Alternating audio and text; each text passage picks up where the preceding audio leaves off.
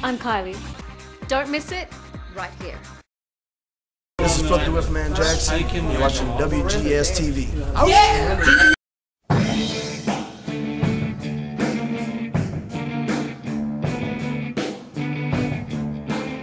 Welcome to another installment of WGS-TV right here on YouTube.com/WrestleGamer. I'm Billy Boudreaux along with my very special friend here, John, and we're going to be breaking down WrestleMania because we have that big WrestleMania 28 tomorrow night only on pay-per-view. I'm not plugging it, I'm just saying it. And a lot of people want to know what our thoughts are for this upcoming pay-per-view. First match we're going to take a look at is the Intercontinental title match between Cody Rhodes and The Big Show. John, I got to ask you, what are your thoughts on the build to this Intercontinental title match? Well, I think it's a good build for this match. It's definitely a good push for Cody Rhodes. I foresee him coming out on top during this match. Yeah, I got to agree with him because Cody Rhodes has been on a hell of a good run as a heel Intercontinental Champion, and for some reason, I just don't see Big Show as an Intercontinental Champion. He's got to have a major title, whether it be a world title, WWE title, or a tag title. But an Intercontinental title, a secondary title, to me, it really just doesn't suit him. No, I agree with that. Big Show's more catered more towards a heavyweight title, of course, and then maybe a tag titles. You know, no offense, Paul White, but Cody Rhodes has got a lot of momentum going into this match, and I definitely see him persevering and coming out on top.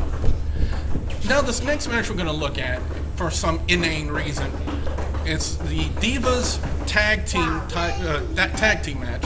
We got the Divas champion Beth Phoenix teaming up with Eve Torres to take on Kelly and Maria Menounos from Extra. Why do we have to have a celebrity match at WrestleMania? Because we both got the same look. We both got the same thought. It's a celebrity match at WrestleMania. Who do you think is going to win? The celebrity. I mean, if it was a real match between Floyd Money Mayweather and the Big Show would have totally destroyed him at WrestleMania 24. But you got to keep in mind, she does have all those new Dancing with the Stars moves. Yeah. So does Jericho, but we don't see him busting them out. But I really just don't see the point of having this kind of a match at WrestleMania. I agree. I think it's a slap in the face of wrestling, but you got to go with the celebrity impact that they're going to bring to WrestleMania because it is the big stage and they have big stars. Next match we're going to take a look at is one that's just started to kind of build up the past few weeks. I'm talking about Randy Orton and Kane. We're going to talk about a good way to really intensify and cultivate a feud between these two. They've been going back and forth as late these past few weeks, and it's not very often we see in the wrestling ring somebody get the better of Kane and the way that Randy Orton has been doing. But I've said it before and I say it again, I don't think a normal match would be just fitting for Randy Orton and Kane. I always figured they would have to have a gimmick match, like a street fight, falls count anywhere, because a normal match, I believe, would not be a good, appropriate setting for this kind of a match. Well, just like the old-timer, the American Dream, Dusty Rhodes would say, when you got these two men in the ring, the intensity that they bring, the intensity that they've had over the past couple of weeks, brother, you're going to see it. At WrestleMania, Randy Orton's going to still be the bull of the woods. I got to agree with him. Randy Orton, again, on a really big push. I really don't see Kane maybe, putting up a really good match, because this has the makings for a very good, very high intense match. Maybe a long-running feud as well. Exactly. So Randy Orton is my pick as well. Let's look at Team Johnny. We have David Otunga. We have Mark Henry. We have Drew McIntyre, who replaced Christian, who, by the way, for those of you who aren't shocked by the fact yet, Christian was never cleared to return at WrestleMania. For those of you who are living under a rock somewhere.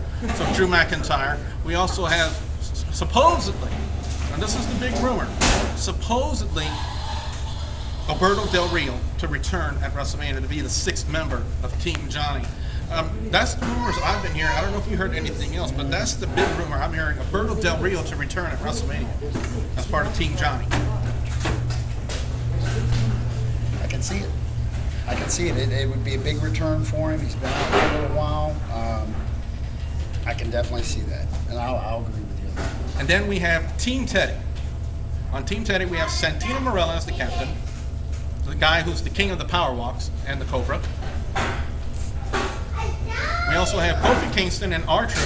Lord knows who's got the brains in that outfit.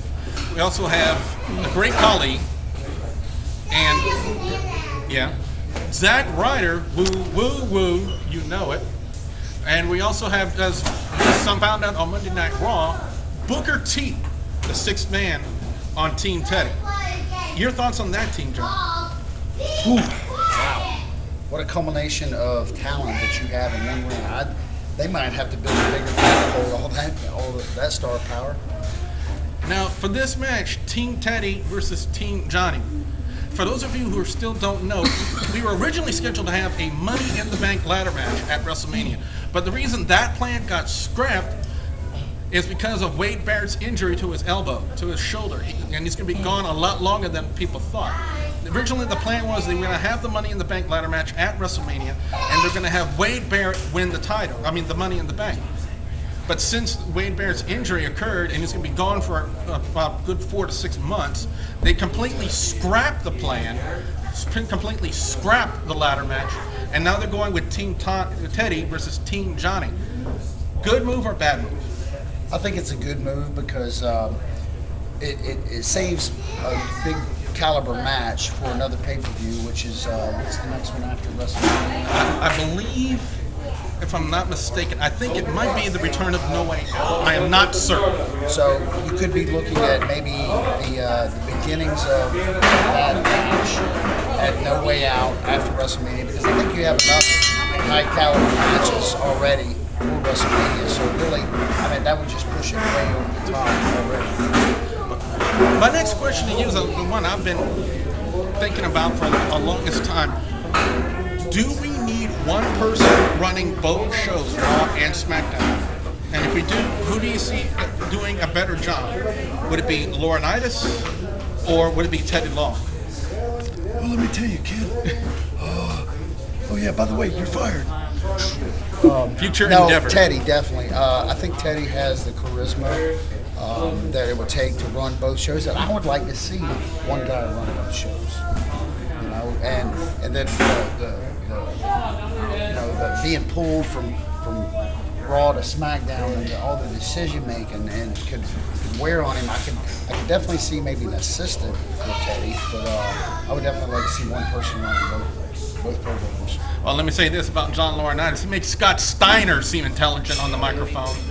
Hey, kid, you can't say that about him. Well, anyway, that's going to be my pick, too, for Team Teddy, because it's not just that, but Team Teddy Long, I believe, has, a lot, like you said, a lot more charisma than Laurinaitis. Laurinaitis got the charisma of a snail. We also have Teddy Long, who has a lot more experience with the mic. And Laurinaitis, we have to turn the volume all the way to 50 just to understand what he's saying. So I kind of figure, my pick is for Team Teddy. Now let's look at the World Heavyweight Championship match. And before we get into that match, I want to ask you this. I made a video about it, and it's been a long time we had a chance to let this concept sink in. Daniel Bryan's heel turn. Good move, bad move? Definitely bad move.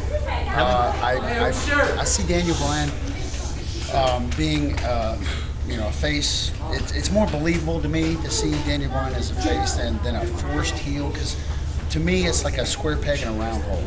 It's very Kurt Angle-ish whenever he was trying to be the good guy, but he was really the bad guy and didn't understand why nobody liked him. I like him better as a face. But now we have this matchup. Sheamus winning the Royal Rumble, choosing to go after Daniel Bryan.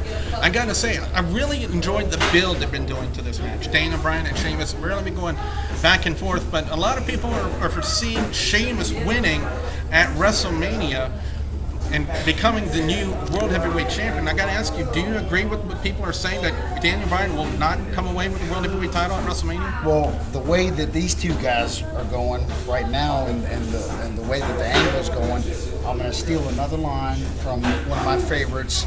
Ooh, yeah, baby, round and round they go. Where they stop, nobody knows. Now, back to what I was saying, I really enjoyed Daniel Bryan as a good heel champion. He's really starting to come onto his own. And the fact that he has the ability to draw heat, but just by saying one word, yes, over and over again, he's learning to PO the crowd. So I'm going to go against the grain. I'm going to go against what everybody's saying. And my gut instinct, and everybody knows what kind of gut I have to go with Daniel Bryan. That's my pick. Well, Billy, I mean, of course we agree on a lot of things, but this is where we will agree to disagree. I definitely don't think Daniel Bryan makes a good heel.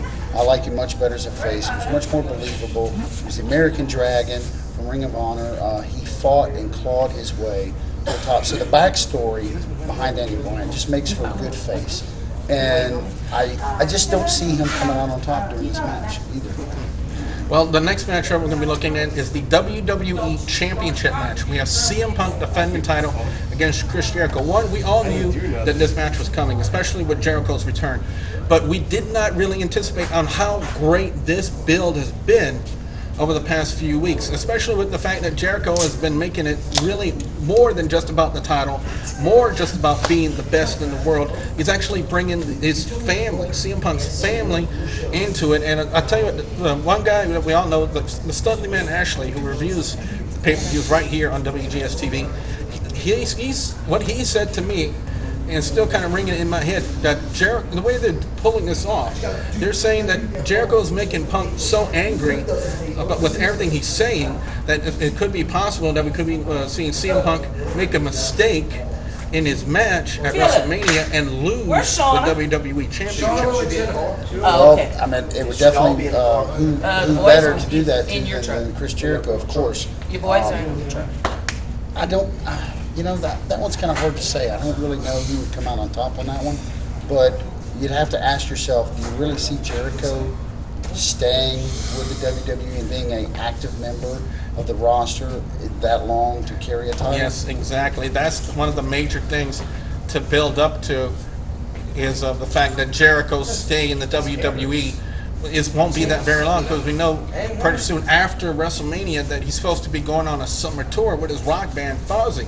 So it really wouldn't make any sense for him to have the WWE Championship when he's not going to even be there. Well, I would have to say then that this is more of a ploy to put CM Punk more over the top and give him, you know, the proper push that he needs to retain that title and then to go on and face another opponent. Exactly, and like I said, they've really done that with this build in this matchup, especially CM Punk's reactions over the past couple of weeks, especially, you know, the week before when he took out, I'm trying to remember who he took out, but I know that last week, or this previous week on Monday Night Raw, when he made the statement about his mom and the fact that CM Punk was, quote, a legitimate bastard, and the reaction that he gave when he took out Christian, who we all know wasn't going to even wrestle at WrestleMania.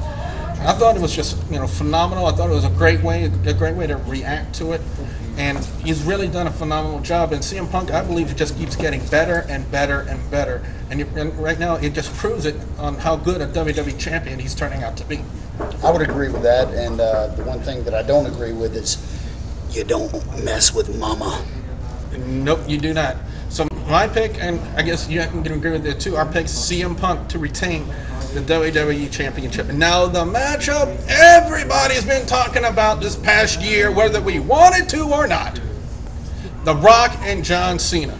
Now we got some guys here. I'm going to ask for y'all vote on this one before we even actually talk about this by response. How many of y'all are for The Rock? Yeah. Yeah. No. How many are y'all for John Cena? Yeah. Split down the middle. Split down the middle. Now, I've said it before, time in and time out, and I'm going to say it again. If they do not deliver on a 5-star quality match, then what was the point of having a year-long build in the first place? 5-star. This thing better be 10-star. Yes, it better be 10-star, 20-star, 100-star. If they deliver on a crap match after a year-long build from Rock and John Cena, they're going to piss off so many fans, it'll be unreal. It'll be like everybody boycotting the WWE, John Cena and The Rock, for being a failure. So it'll just be like every week on Raw. Well, You just pretty get much. pissed off. Pretty much. But I will say this, you know, I'm glad for one thing, you know, when we first started the build, and had the opportunity to have Rock out there and start working toward the feud again, we didn't get The Rock at first. Who did we get? Dwayne Johnson. And Dwayne Johnson sucked. I will say this, if we do not have The Rock and we get Dwayne Johnson at WrestleMania, you might as well just say, fuck it. Fuck it to the match. Because it's going to be really, really bad. We need to have The Rock from the Attitude Era. Now, we know he's in good shape. We can see that. But do you think after all this time, can he still physically go at that same level he used to? No, I foresee this one being a stinker. I really do. Oh, yeah, absolutely. So it really wouldn't matter which way we choose, Cena or The Rock. We just know that it's going to be a stinker match. Yeah, absolutely. And it'll probably be a draw right down the middle. No clear-cut winner, which is what I'm expecting first. Yeah, controversy. The old saying from Eric Bischoff himself, controversy creates cash. But anyway, that's pretty much been it. For you guys who have been watching the video, leave your comments in the comment section below. Your thoughts on this year's WrestleMania. Who's going to come out on top? Also, don't forget to like and favorite this video. And don't forget, if you haven't yet, please subscribe to youtube.com/WrestleGamer. For John here, I'm Double B Billy Boudreaux, saying thank you very much for watching.